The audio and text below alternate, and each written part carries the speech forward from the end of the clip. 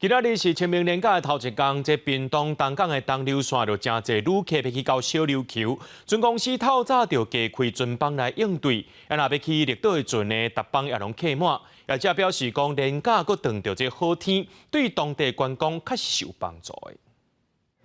民众大包小包准备要坐船，连假第一天，屏东东港东流线的坐船的所在，一大堆游客来到这，准备要好好来度假。还是有可能会爆满。有可能，他撸完撸贼人啊。还有水上活动会不会受到影响？我觉得应该不会，年轻就是本钱嘛。人真正有够多，还有真侪人甲奥多麦嘛托运，准备要去当地好好佚佗。航运公司为着要因应这么侪人，还未到7点就加开船班，同款是逐班拢客满。业者讲，当4天的连假加上天气真好，这些民众陪忙陪了嘛，安排规家伙去佚佗，互顶岛的人数有可能来创新高。他们都是过年后就开始订房了，那这几天陆续还有一些游客，他们有打电话来询问，基本上都是没有房间居多。那以今天来说，应该都有破万人登岛的状况。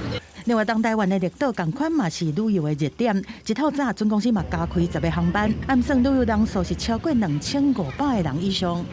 原则上应该90%以上。90%到绿岛的游客。对。所以这连假这4天到绿岛的还是蛮乐观的。是。